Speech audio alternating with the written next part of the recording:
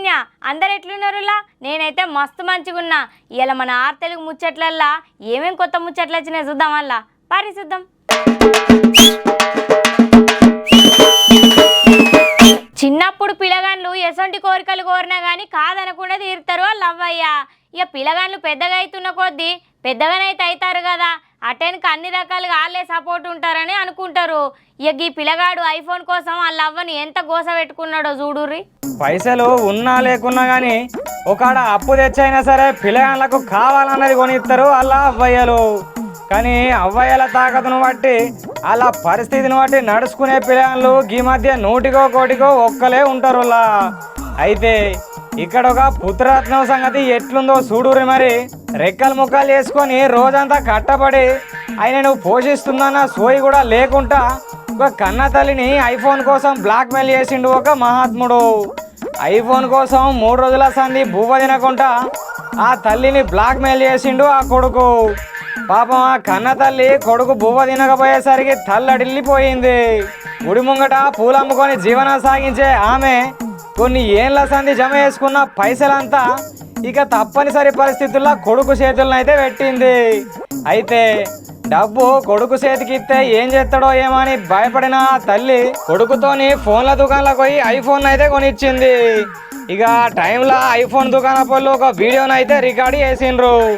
అక్కడే ఉన్న దుకాణ పళ్ళు ఆ కొడుకు కళ్ళల్లో ఆనందం కంటే తన దుఃఖాన్ని దిగమింగుకుంటున్న ఆ తల్లి కన్నీళ్లను వీడియోలను అయితే కనబడుతుంది. ఎంతైనా తల్లి మనసు కదా, అట్లనే ఉంటది.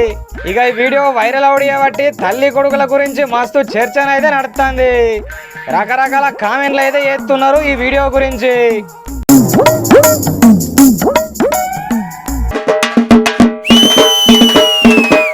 గా రోబో సైన్మాల కదా చూపించినట్టు ఈ మధ్య అచ్చం మనుషుల లెక్కనే మనుషులనే కలిసిపోయేటట్టే రోబోలు అయితే ఉన్నాయిల్లా.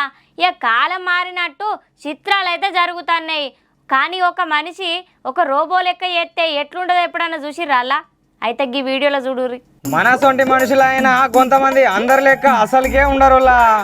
అంటే చూడటానికి మన లెక్కనే ఉన్నా వాళ్ళు వేసే చిత్రకత్రాలు అయితే వేరే లెవెల్ ఉంటాయి. ఎవరు చేయనటువంటి విన్యాసాలు వాళ్ళేమో అరటి పండు ఒలిసి నోట్లో పెట్టుకున్నంత అలకగానైతే చేసేస్తారు. ఇక కొన్నిసార్లు అయితే వీళ్ళకు ఏమన్నా శక్తులు గిట్లా ఉన్నాయా అని అనిపిస్తుంది. ఇక అప్పుడప్పుడు గసొంటి మనుషులకు సంబంధించిన వీడియోలు అయితే సోషల్ మీడియాలో వైరల్ అవుతుంటాయి. ఇక గీ పిల్లగాడు కూడా గదే బాపతున్నాడు. ఎక్సిలేటర్ పైనుంచి కిందికి వస్తున్నప్పుడు ఉన్నట్టుండి నడువును బెండి చేసుడు, కాళ్ళ పాదాలను వెనుకకు తిప్పి నిలబడు, అచ్చం రోబో లెక్కన చేసుడు మొదలుపెట్టిండు గీ పిల్లగాడు. ఇక మందిలు ఉన్నప్పుడు ఉన్నట్టుండి ఒకడే మలక తలకాయ ఉల్టా తిప్పుకుంటా జనాలనైతే మస్తు పరేషాని చేసిండు.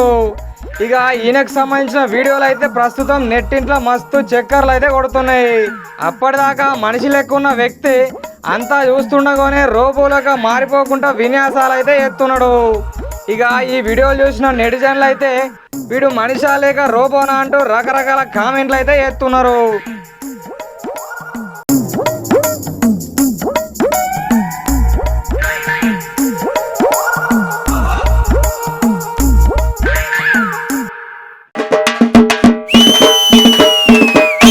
ఈ మధ్య హైడ్రా పేరు మీద అక్రమ కట్టడాలను ఊలగొట్టే పని పెట్టుకుంది రేవంత్ సర్కారు.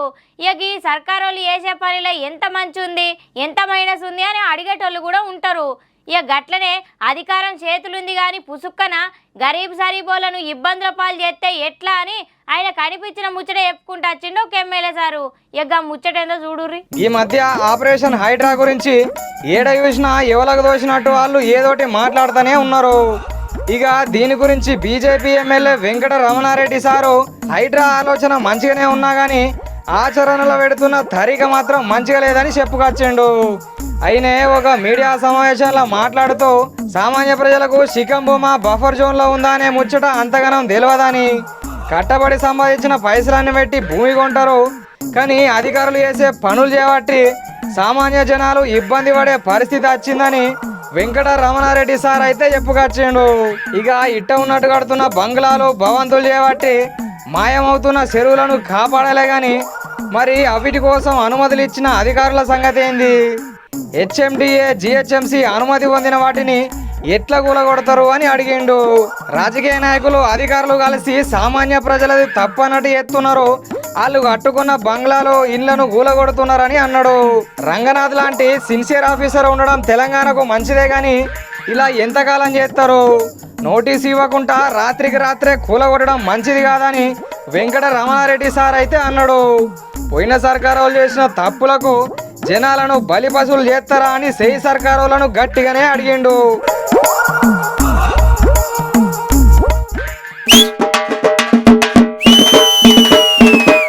ఫార్మా కంపెనీలలో పనిచేసుడు ప్రమాదకరం అని తెలిసినా కానీ కొంతమంది బతుకుదేరు కోసం అదే కంపెనీలలో చేస్తారు. ఇక అంత మంచిగానే ఉంటే సరే కానీ ఇక గిసొంటి ప్రమాదాలు జరిగినప్పుడే అందులో వేసే నౌకరోళ్ళ జీవితాలకైతే ఎసొంటి గ్యారంటీ ఉండదుల్లా. ఇక కంపెనీలా ఎసొంటి ఘోరం జరిగిందో మీరే చూడుర్రి. ఇంత కైరెత్తుకొద్దున్నా కానీ ఫార్మా కంపెనీలల్లో ప్రమాదాలు జరుగుతూనే ఉన్నాయి, జనాల అపానాలు పోతూనే ఉన్నాయి. కొన్నిసార్లు యాజమాన్యాల నిర్లక్ష్యానికి అమాయక కార్మికులు అన్యాయంగా బలవుతూనే ఉన్నారు.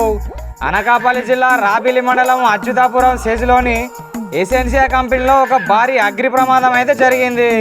ఒక రియాక్టర్ పేలిన సంఘటనల 18 మంది జీవనం విడిచిండ్రు. ఎంత కాదన్నా 40 మందికి గట్టిగానే గాయాలైతే అయినాయట. రియాక్టర్ పేలుడు ఏబట్టి భారీగా మంటలైతే ఎగిసిపడ్డాయట. పెద్ద పెద్ద సప్పులతో పేలుడు జరగడంతో కొంతమంది ఆన్లకెళ్ళి బయటకైతే పరుగులు తీసిండ్రు. దట్టమైన పొగలతో ఉక్కిరిబిక్కిరై కొందరు శిథిలాల కింద పడి ఇంకొందరు అయితే ప్రాణాలు కోల్పోయిర్రు. ఇక ప్రమాద సమయంలో 300 మందికి పైగా సిబ్బంది అయితే ఉన్నారని తెలిసింది.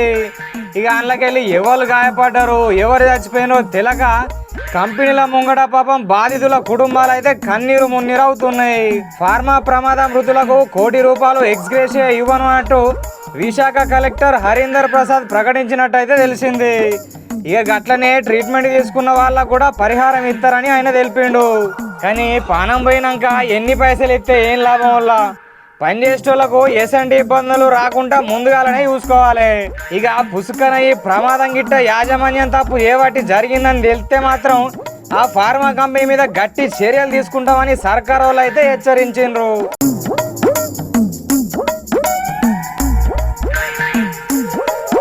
చూసిన కథలు మన తెలుగు ముచ్చట్లు ఎట్లున్నాయి? మస్తున్నాయి కదా. మళ్ళీ రేపు గిదే అల్ల గిక్కనే కలుద్దాం. అప్పటిదాకా చూస్తూనే ఉండుర్రి మన తెలుగు. శనార్థి.